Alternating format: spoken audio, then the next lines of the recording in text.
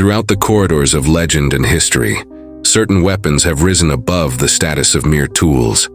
They have become the stuff of myth, symbols of power, justice, sacrifice, and fate. To wield such a weapon was to carry a destiny, to etch one's name into the story of nations and gods. In this episode, we journey into the heart of 5 such legendary weapons, each imbued with stories that have resonated for centuries.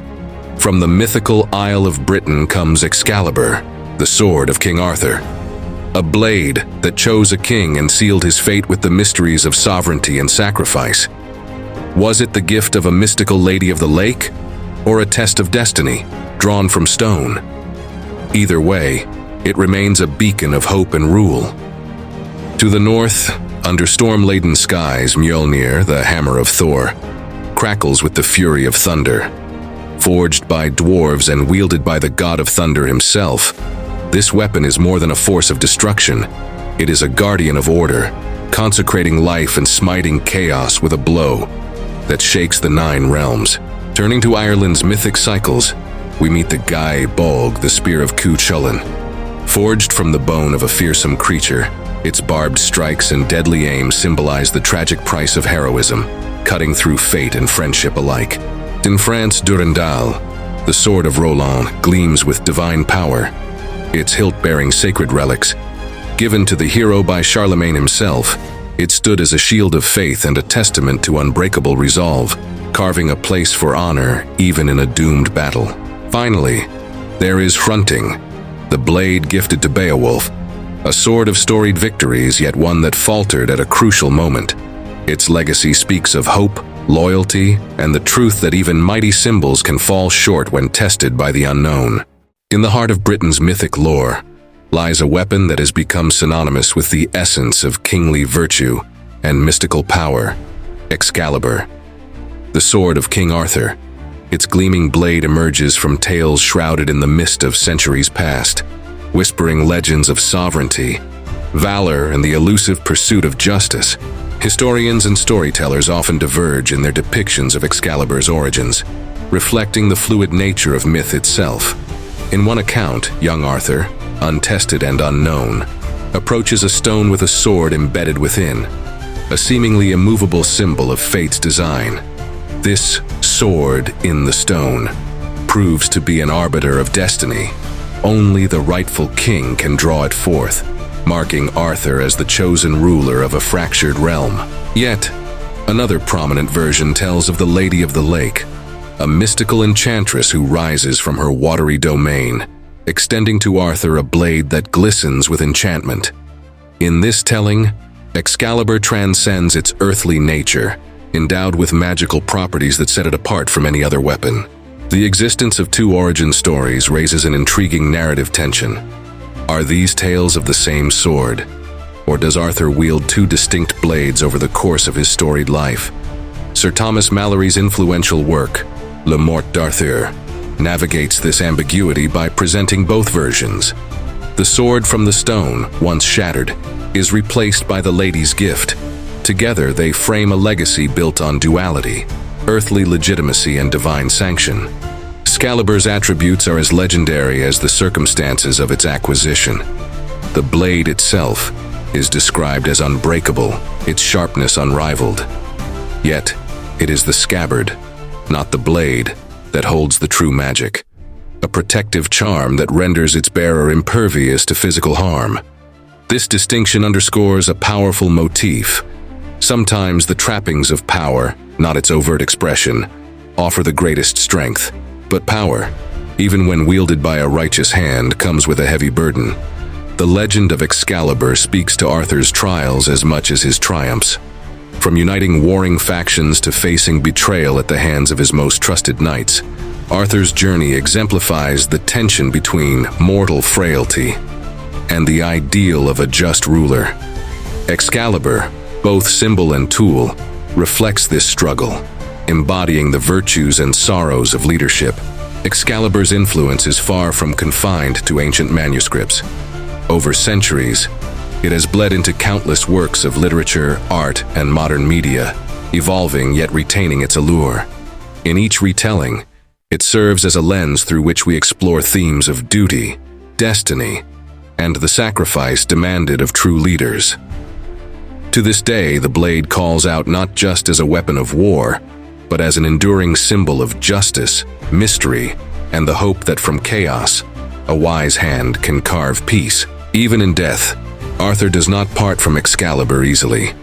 As the king lies wounded following the Battle of Camlan, he instructs Sir Bedivere to return the sword to the Lady of the Lake, a task requiring immense resolve. Twice Bedivere hesitates, unable to relinquish such a potent symbol of his king's legacy. When the blade finally splashes into the water, a hand rises to catch it, pulling it beneath the waves and sealing it away, until the land needs it once more. Excalibur thus remains a story of power tested and responsibility weighed, a timeless myth that casts a long shadow, reminding us that the path of the just is never without its burdens, and that symbols, once imbued with meaning, carry the weight of countless expectations. Its legend endures, much like the hope it represents, a promise, perhaps, that a noble hand will one day wield its power for good again. Mjolnir, the hammer of Thor, occupies a unique place in the annals of Norse mythology, a force of nature that straddles the line between raw destructive power and steadfast protection. This legendary weapon, wielded by the storm god himself, embodies not only his might but also his duty to safeguard both gods and humankind from the chaos that lurks at the edges of existence. Unlike many mythological artifacts, Mjolnir is both tool and talisman, feared by enemies and revered by those it protects. The hammer's name, Mjolnir, is thought to derive from Old Norse words meaning lightning or to grind, alluding to its devastating strength and its connection to thunder. In the hands of Thor, it is an extension of the storm, capable of shattering mountains, vanquishing giants, and hurling bolts of lightning across the sky. Yet its nature is not merely that of a weapon. It serves as a conduit for Thor's resolve to preserve order in the cosmos. According to myth, Mjolnir owes its creation to the dwarves Sindri, Eitri, and Brokkr, whose exceptional craftsmanship was challenged by Loki, the trickster god. Their work was interrupted, resulting in Mjolnir's distinctive shortened handle. However, this perceived flaw didn't lessen its potency. In fact, it became a defining trait. Mjolnir's form made it recognizable as both a practical weapon and a divine instrument, wielded with precision and unwavering authority. Mjolnir's power extends beyond the battlefield.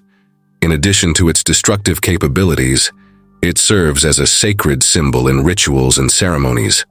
Thor's hammer was used to consecrate marriages, bless newborns, and honor the dead, a testament to its role as a protector of life's sacred moments.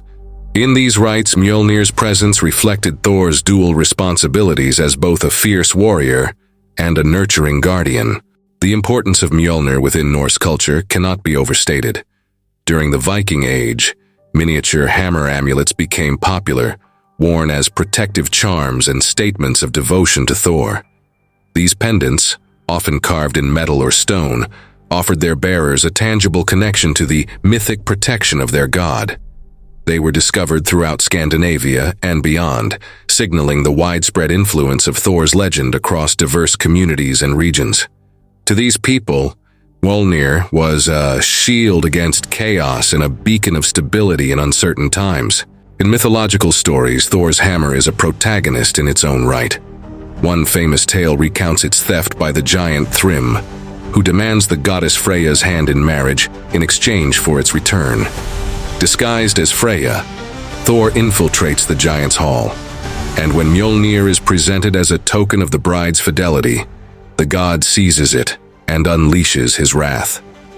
This tale, like many others, demonstrates Mjolnir's status as both a catalyst for action and a symbol of reclaimed order in a chaotic world. Today, Mjolnir's legacy endures through various cultural expressions. It has become an icon within modern media, from comics and films to literature, embodying themes of resilience, justice, and the constant struggle to balance destruction with protection. Its image resonates not only because of its ties to Thor, but because it encapsulates the archetypal power of the protector, the one who stands between darkness and light.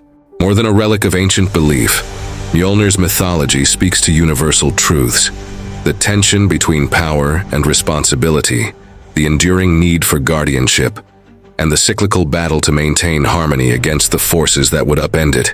To wield Mjolnir is to embrace these struggles, unyielding as thunder resounds through the skies, offering both devastation and shelter, strength and solace.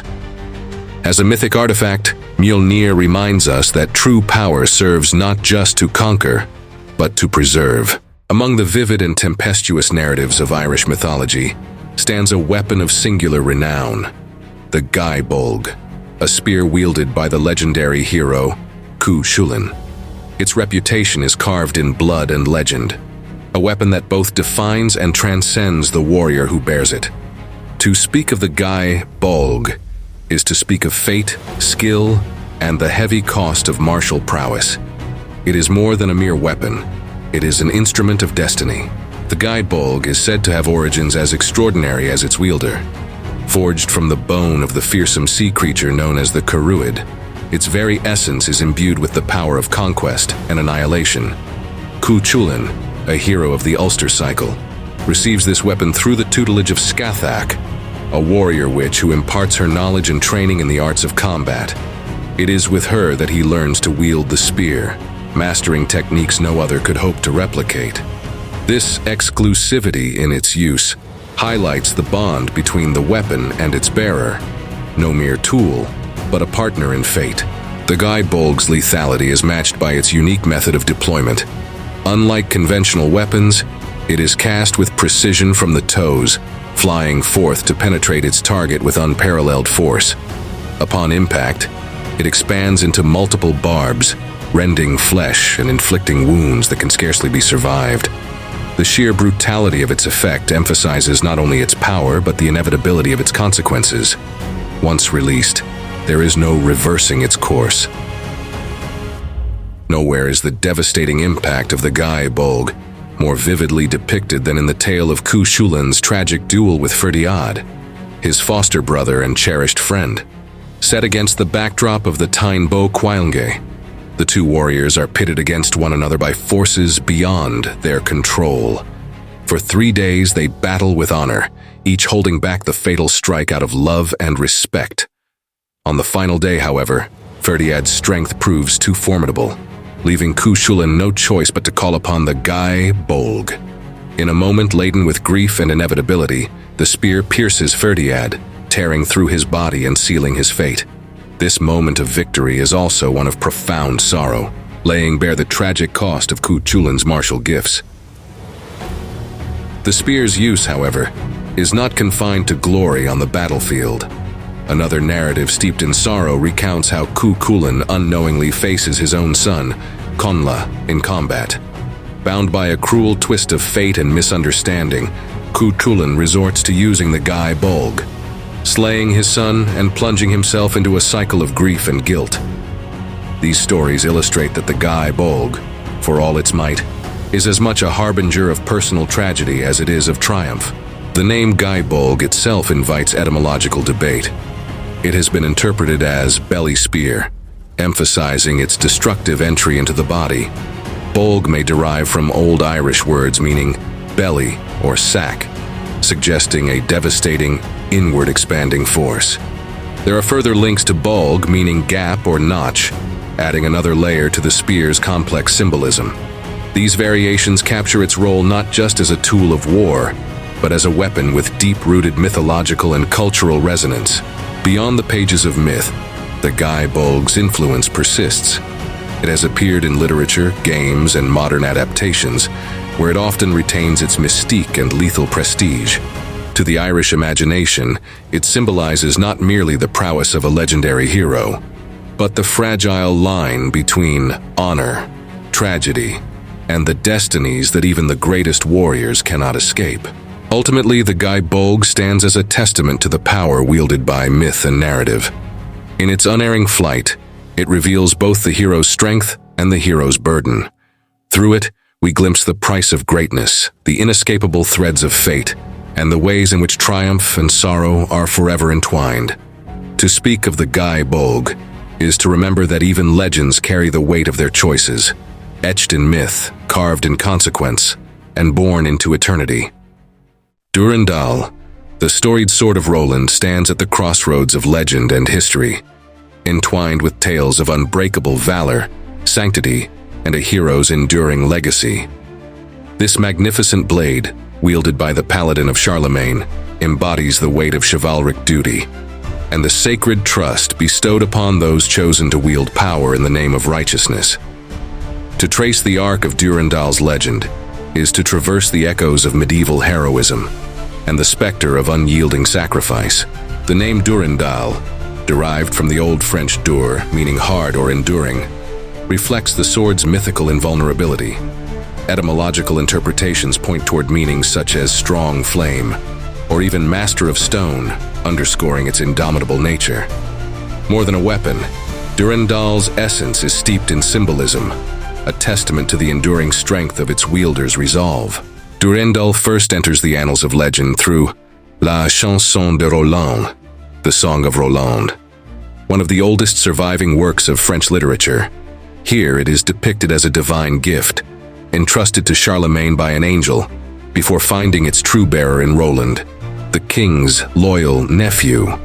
The sword's hilt, richly adorned, contains holy relics of immense spiritual significance: a tooth of St. Peter, blood of St. Basil, hair of St. Denis, and a fragment of the Virgin Mary's garment. This sanctified heritage makes Durandal a relic of not just military might, but divine providence, imbuing Roland's every act with the weight of a higher purpose. The legendary Battle of Roncevaux Pass marks Durandal's most iconic moment, a fierce and desperate stand that seals its place in myth. As the rearguard commander of Charlemagne's forces, Roland faces insurmountable odds against the Saracens. In his hands, Durandal becomes a whirlwind of destruction, striking down wave after wave of enemies. With each swing, it embodies the relentless spirit of a hero who refuses to yield. The blade's edge cuts through armor and bone, severing the right arm of King Marsil and bringing terror to his foes. Yet, as the battle reaches its climax, Roland, knowing defeat is imminent, resolves that Durandal must never fall into enemy hands. A display of unwavering loyalty, Roland attempts to destroy the sword by striking it against the marble rocks surrounding the battlefield. He swings with all his might, each blow echoing the defiance of a hero who will not let his legacy be sullied. Yet Durandal remains unbroken, a testament to its unyielding nature and Roland's indomitable spirit. In his final moments, Roland conceals the sword beneath his body before sounding his oliphant horn, a call that reverberates across centuries, a cry of defiance, honor, and sacrifice. His death marks not merely the passing of a great warrior, but the end of an era shaped by chivalric ideals. Durandal's legacy extends beyond its mythic narrative. It finds itself tied to the landscape of France, with local legends claiming that a sword believed to be Durandal was embedded in the cliffs of Rocamadour. Thrown there by Roland in a final act of defiance, it became a symbol of enduring faith and heritage, attracting pilgrims and seekers for generations. The recent theft of the Rocamadour sword in June 2024 has only deepened its mystique, leaving a void where history, legend, and local pride once converged. Throughout the centuries, Durandal has inspired countless retellings, transcending its medieval origins. In literature, film, and popular culture, the sword represents unwavering courage and the struggle to protect sacred values in the face of overwhelming odds. It stands as a symbol of heroism that endures beyond death, a legacy of strength tempered by sacrifice. Durandal's mythos speaks to a fundamental human yearning for valor that transcends mortality, a reminder that true heroism often lies not in victory, but in the courage to stand resolute against the impossible. The sword endures not merely as a relic of the past, but as a reminder of the principles that shape and define the noblest of hearts. Like the blade itself, The story of Durandal is unbreakable, a testament to the power of honor, loyalty, and the enduring strength of legend. In the epic fabric of Beowulf, few weapons hold as complex a place as Hrunting. A sword given as a symbol of faith and respect, it ultimately becomes a reminder of human limitations and the unpredictable paths of fate. To understand Hrunting is to understand not only its story, but the bonds, ambitions, and fragile expectations it represents within the Anglo-Saxon heroic code. Hrunting is introduced as a sword of exceptional reputation, an ancient heirloom with a blade honed through battle, tempered by tradition, and until it meets Beowulf's hand, unfailingly victorious. When Unferth, a warrior in the court of King Hrothgar, offers Hrunting to Beowulf before his fateful battle against Grendel's mother, it is more than a gesture of camaraderie. Unferth, who once disparaged Beowulf's abilities, now acknowledges the hero's valor by entrusting him with this storied blade. This act carries layers of meaning: redemption, humility, and a silent wish that the sword's strength will bring about a great victory. Hrunting, in this exchange, becomes a vessel for hope and reconciliation. Beowulf's confrontation with Grendel's mother in the depths of her watery lair tests the blade and its promise. Clashing against a supernatural foe, Hrunting is revealed as fallible, unable to pierce her hide, its legendary edge rendered impotent. The weapon's failures profound, underscoring the limits of even the most revered tools when met with challenges beyond their design. It is a moment of reckoning, where human artifice and pride fall short before the elemental forces of the world. Yet the failure of Hrunting is not simply a condemnation. It catalyzes Beowulf's resourcefulness and resilience. Deprived of the sword, he pivots, finding strength within himself and seizing a massive blade forged for giants, a weapon of a different origin and power. With this newfound strength, he slays Grendel's mother, completing his quest. In contrast to Hrunting's disappointment, the giant's sword becomes a symbol of adaptability and transcendent might. The juxtaposition of these weapons mirrors the journey of heroes who must face not only their own limitations, but those of the legacy they carry. The symbolism of Hrunting extends further, reflecting on Unferth's character. As a retainer of King Hrothgar, Unferth seeks redemption by lending his prized sword to a greater warrior. The blade's failure can be seen as emblematic of Unferth's own struggles, his envy, ambition, and perhaps self-doubt. Despite this, Beowulf returns the sword without resentment, acknowledging the intention behind the gift rather than its outcome. This act of respect exemplifies Beowulf's magnanimity, solidifying him as a hero who recognizes honor beyond mere success. Within Anglo-Saxon culture, swords were more than instruments of war. They were artifacts of lineage and status, imbued with the spirit of those who wielded them before. The giving of Hrunting marks a transfer of trust, a bond between warriors, and a test of courage. Its inability to prevail does not erase these meanings. Rather, it complicates them, revealing the fragility of hope placed in any singular object or effort. The legacy of Hrunting, like many elements of Beowulf, speaks to the human condition. Its story is one of aspirations unmet and loyalty tested, of intentions that, despite their best form, cannot guarantee success. But it also embodies resilience, the idea that failure, whether of a blade or a person, need not define the end of a quest. The wielder moves forward, adapting and finding new ways to achieve what must be done. Hrunting endures in the poetic tradition as a reminder that greatness is as much about confronting defeat as it is about seizing triumph. Its presence in the epic enriches the tapestry of struggle, ambition, and redemption, offering a more nuanced view of heroism that goes beyond simple victories. Even in its fallibility, it remains a potent part of Beowulf's legend, a symbol of the bonds we forge, the challenges we face, and the strength that often emerges from the moments when our faith is most tested. Hrunting's legacy endures as a poignant reminder that in every myth, triumph is often tempered by failure, and strength can be forged in the fires of adversity. Beowulf's journey with Hrunting speaks to the fragility of faith, the bonds of loyalty, and the need to adapt in the most desperate of times. As we leave behind the legends and stories woven around these legendary weapons, we are reminded of their enduring resonance. Excalibur, a blade that spoke of kingship and mystical right, remains a symbol of hope and the weight of leadership. Mjolnir, the mighty hammer of Thor, roars with thunder and brings order amidst chaos, a protector's promise kept alive through centuries of belief and ritual. Gáe Bolg, the deadly spear of Chulainn, cuts through the heart of fate and tragedy, reminding us of the cost of greatness. Durandal, Roland's sanctified blade, holds tales of faith and the courage to stand against insurmountable odds. And Hrunting, a warrior's trusted sword, reveals the frailty and resilience that dwell within all great endeavors, even when confronted with failure. Each of these weapons carries more than steel or stone.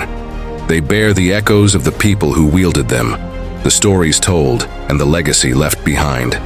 They serve as reflections of the human condition, strength and vulnerability, hope and loss, triumph and sacrifice. Thank you for joining us on this journey through the myths and legacies of these iconic weapons. Be sure to subscribe to AI Phantasmata for more tales that explore the heart of folklore, mythology, and the stories that shape our past and inspire our present.